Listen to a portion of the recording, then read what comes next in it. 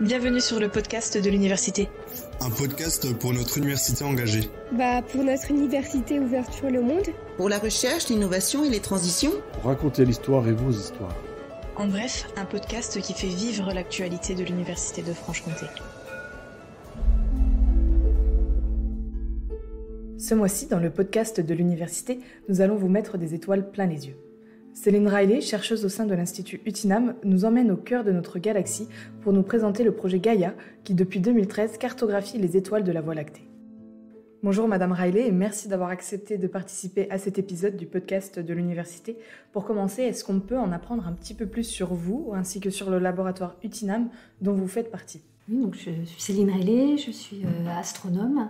Dans ce laboratoire où je fais donc des recherches en astrophysique, principalement j'étudie les étoiles dans d'autres galaxies qu'on appelle la Voie lactée. Donc l'Institut UTINAM, c'est un laboratoire de l'Université de Franche-Comté qui est multidisciplinaire puisqu'il y a des équipes qui travaillent, qui font des recherches en chimie, en physique, et donc moi j'appartiens à un groupe de gens qui travaillent en astrophysique, donc sur les études des astres. Alors, dans mon cas, ça va être plutôt les étoiles dans la Voie lactée, mais j'ai des collègues qui travaillent sur les corps du système solaire, les planètes ou les petits corps du système solaire.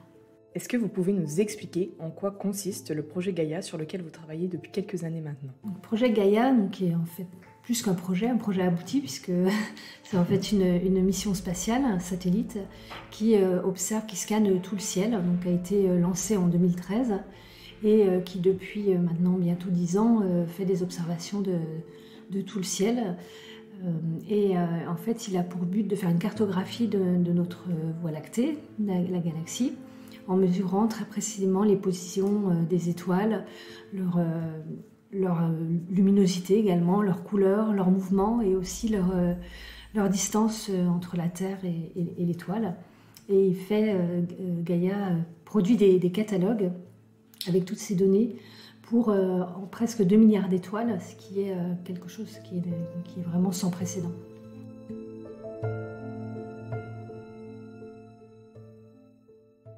Quand est-ce que le projet Gaïa a vu le jour et qu'a-t-il accompli depuis son lancement ? Alors, il a vu le jour, je dirais, à la fin au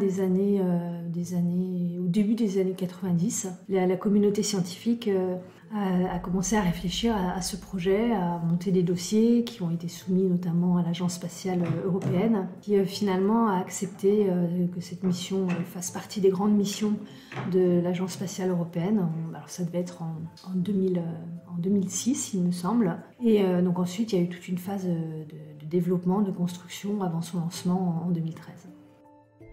Donc le projet Gaïa, c'est un projet qui se développe à l'échelle européenne. Est-ce que vous pouvez nous dire combien de chercheurs et d'ingénieurs font partie de ce consortium ? Alors à peu près, je dirais à peu près 400. Ouais, 400, c'est une grosse équipe. Et bon, ici à Besançon, on est 3 chercheurs et 2 ingénieurs à être impliqués ou avoir été impliqués dans cette mission. Vous, les chercheurs et ingénieurs de l'Institut UTINAM, avez récemment reçu le prix Berkeley 2023 qui récompense la collaboration européenne Gaïa. Qu'est-ce que cette récompense représente pour vous et le laboratoire ? Alors, je pense que c'est vraiment, ça montre vraiment que c'est un projet qui a un très grand impact dans la communauté scientifique. Donc voilà, ça montre que l'Institut UTINAM, le laboratoire, les équipes sont impliquées dans un grand projet d'envergure qui va vraiment toucher les différentes disciplines de l'astrophysique. C'est un prix qui est décerné par la Société d'astronomie américaine, donc c'est aussi pas anodin, sachant que c'est une mission européenne. Ça veut dire que voilà, il n'y a pas le pendant, n'existe pas à la NASA et que c'est des données vraiment uniques qui servent aussi toute la communauté internationale, pas seulement européenne, mais aussi américaine. Quelle récente avancée avez-vous fait pour vous voir attribuer ce prix ? Y a-t-il eu un élément déclencheur ou est-ce pour récompenser le projet dans son entièreté ? Oui, je pense que c'est pour récompenser le projet en entier. C'est en moyenne 3 publications qui sortent chaque jour qui utilisent les données Gaïa. Donc c'est vraiment énorme. Donc je pense que c'est vraiment effectivement l'impact de ces données et toutes les recherches qu'elles ont permis depuis que ces données sont publiées.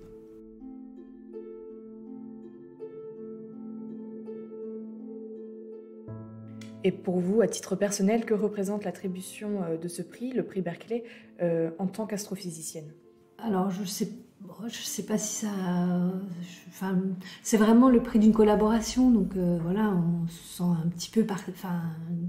une petite pièce du puzzle, donc, mais c'est sûr que ça montre que... Voilà, alors ça fait une vingtaine d'années que je suis impliquée là-dedans, donc ça montre que ce travail qui est fait depuis une vingtaine d'années, un peu dans l'ombre, parce qu'on est une personne parmi 400, finalement il aboutit à quelque chose de très important et qui est primé, donc c'est une satisfaction. Quelles sont les prochaines étapes du projet Gaïa ?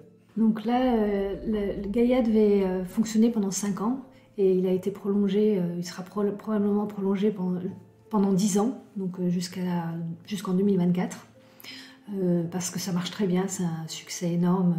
Il y a énormément de travaux qui sont faits à partir de ces données, et puis comme il reste un petit peu de carburant pour le faire fonctionner, il va probablement être prolongé par l'ESA jusqu'en 2024. Et à chaque fois, donc c'est des catalogues, il y a plusieurs catalogues successifs qui sont publiés, donc il y en a eu déjà 3, et on s'attend à ce qu'il y en ait encore 2.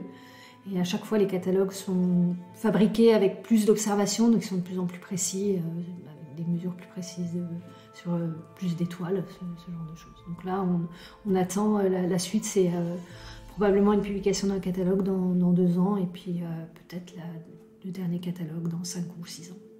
Travaillez-vous sur d'autres projets en parallèle du projet Gaïa, et si oui, est-ce que vous pouvez nous en parler un petit peu ? Je travaille principalement sur ce projet parce que c'est prenant. Je suis aussi un peu impliquée dans une autre mission spatiale de l'Agence spatiale européenne qui s'appelle Euclide, qui a un but assez différent. C'est plutôt une mission à but cosmologique, comprendre l'univers, la formation de l'univers, l'énergie noire, l'expansion de l'univers, ce genre de choses, mais qui va aussi observer des étoiles, et notamment des petites étoiles froides qui sont plutôt rouges, mais également ce qu'on appelle des naines brunes, qui sont, on peut dire, des étoiles ratées, trop petites pour briller comme des étoiles, pour démarrer la fusion de l'hydrogène dans leur cœur. Et je m'intéresse aussi beaucoup à ces naines brunes. Donc je suis aussi impliquée à un niveau beaucoup plus faible dans cette mission qui va être lancée cette année. Et donc je pense que je pourrais utiliser aussi les données d'observation de cette mission pour rechercher des naines brunes et étudier les naines brunes.